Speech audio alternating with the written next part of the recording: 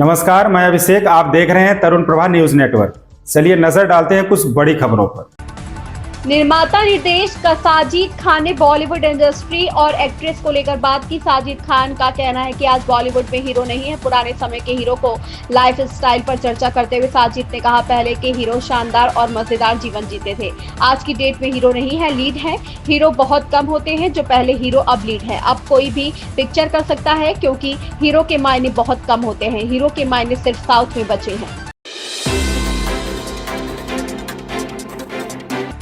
CM Yogi Adityanath ने महिलाओं को 1 करोड़ रुपए तक की संपत्ति खरीदने में 1% अतिरिक्त स्टाम्प शुल्क में छूट देने को कहा है। इसका लाभ कम से कम 8 लाख महिलाओं को मिलेगा। 1 करोड़ रुपए तक की रजिस्ट्री पर स्टाम्प शुल्क में 1% छूट का फैसला प्रभावी होने के बाद महिलाओं के नाम संपत्ति का आंकड़ा तेजी से बढ़ने की उम्मीद है।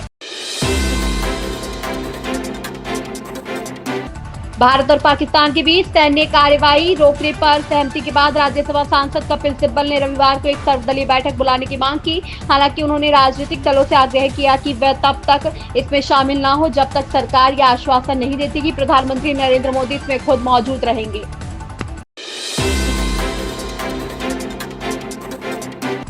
यूपी की राजधानी लखनऊ में रविवार को रक्षा क्षेत्र में एक ऐतिहासिक क्षण का गवाह बनी। यहां Uttar Pradesh defence industrial corridor के लखनऊ नोड पर दुनिया की सबसे विध्वंसक सुपरसोनिक क्रूज मिसाइल ब्रह्मोस के उत्पादन इकाई का शुभारंभ हुआ। समारोह में रक्षा मंत्री राजनाथ सिंह डिजिटल माध्यम से दिल्ली से जुड़े। उन्होंने सीएम योगी आदित्यनाथ के साथ इस परियोजना का उद्घाटन किया।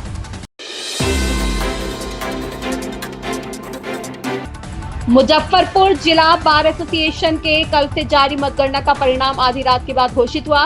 करीब 15 घंटे तक चले मतगणना में रामकृष्ण ठाकुर अध्यक्ष बन गए। उन्होंने कांटे की लड़ाई में अपने प्रतिद्वंदी अजय नारायण को हराया है।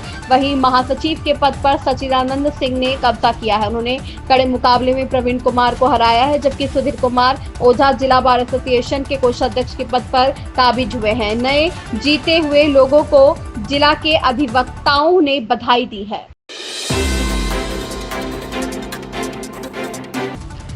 आतंकियों का पनाहगाह पाकिस्तान अपनी हरकतों से बाज आने का नाम नहीं ले रहा है। इसी बीच सीमा पर जारी तनाव को देखते हुए एक बार फिर AIMIM प्रमुख असदुद्दीन ओवैसी ने पाकिस्तान को आईना दिखाया है। उन्होंने पाकिस्तान के ऑपरेशन बुनियान उल मरसूस का सही अर्थ बताते हुए पाकिस्तान सेना और पाकिस्तानी सरकार को झूठा बताया। ओवैसी ने कहा कि पाकिस्तान ने अब जो नया हमला किया था उसका नाम ऑपरेशन बुनियान उल मरसूस रखा था।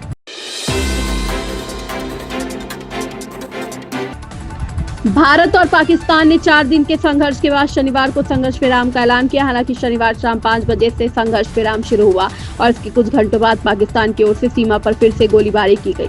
अब पाकिस्तान को भारत के पूर्व क्रिकेटर से लताड़ा है।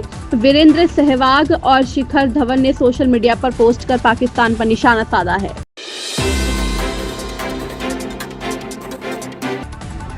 चीनी विदेश मंत्री वांग यी ने भारतीय राष्ट्रीय सुरक्षा सलाहकार अजीत डोभाल से फोन पर बातचीत की। अजीत डोभाल ने कहा कि पहलगाम आतंकी हमले में भारतीयों के गंभीर रूप से हताहत होने की वजह से भारत को आतंकवाद विरोधी कार्रवाई करने की आवश्यकता है।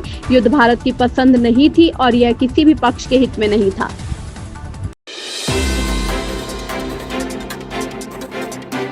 भारत के दिग्गज बल्लेबाज विराट कोहली ने BCCI और चयनकर्ताओं को टेस्ट से संन्यास लेने के बारे में जानकारी दे दी है। हालांकि अभी तक कोहली ने इसका आधिकारिक ऐलान नहीं किया है, क्योंकि BCCI ने उनसे इस फैसले पर विचार करने को कहा है। अगर कोहली फैसला नहीं बदलते हैं तो भारत को बड़ा झटका लगेगा। हाल ही में भारत के नियमित टेस्ट कप्तान रोहित शर्मा ने भी सबसे लंबे प्रारूप से संन्यास लिया था।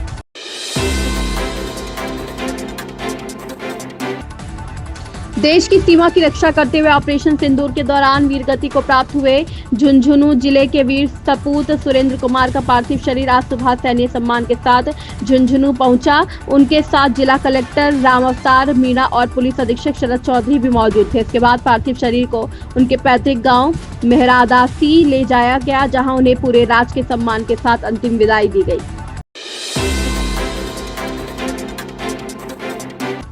ऑपरेशन सिंदूर से शुरू हुआ भारत पाकिस्तान के बीच संघर्ष शनिवार शाम थम जाने की घोषणा के चंद घंटों बाद ही टूट गया। पाकिस्तान नापाक करतूतों से बाज नहीं आया। दिल्ली में सहमति की घोषणा के चंद मिनटों बाद ही उसने सीमा पर नापाक हरकतें शुरू कर दी। हालांकि फिलहाल हालात सामान्य हैं।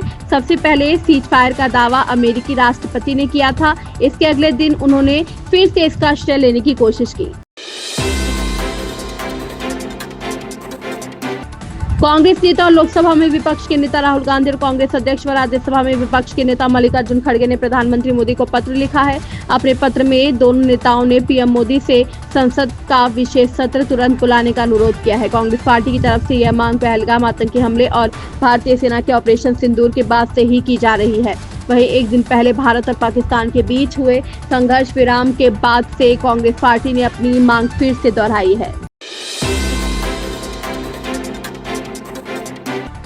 मुख्यमंत्री योगी आदित्यनाथ ने एक बार फिर पाकिस्तान उसके द्वारा संरक्षित आतंकवाद पर कड़ा प्रहार किया। उत्तर प्रदेश डिफेंस कॉरिडोर के लखनऊ नोड पर BrahMos aerospace integration and testing facility के उद्घाटन के अवसर पर मुख्यमंत्री योगी आदित्यनाथ ने कहा कि आतंकवाद कुत्ते की पूंछ है जो कभी सीधी होने वाली नहीं है। जो प्यार की भाषा मानने वाला नहीं, उसको उसी की भाषा में जवाब देने के लिए तैयार रहना होगा। इस दिशा में भारत ने ऑपरेशन सिंदूर के माध्यम से दुनिया को एक संदेश दे दिया है।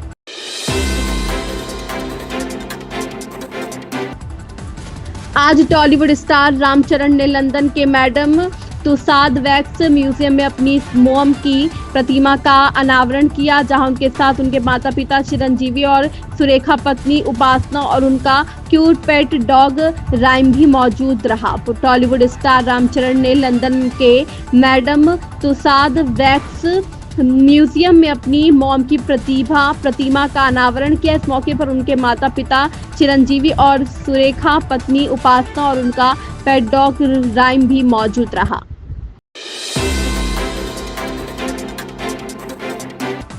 उत्तर प्रदेश में चिलचिलाती धूप और गर्म हवाओं का दौर शुरू हो चुका है। बीते 2 दिनों में प्रदेश के पूर्वी और पश्चिमी दोनों संभागों में तापमान चढ़ने के साथ ही गर्मी का प्रभाव पड़ा है। दोपहर की तपिश भरी गर्मी ने लोगों को बेहाल कर रखा है। मौसम विभाग का कहना है कि आने वाले 3 से 4 दिनों में प्रदेश के ज्यादातर इलाकों में अधिकतम तापमान में 5 से 6 डिग्री तक की बढ़ोतरी के संकेत हैं। वहीं 14 मई से यूपी के पूर्वी और तराई हिस्सों में लू के थपेड़े चलने के संकेत हैं।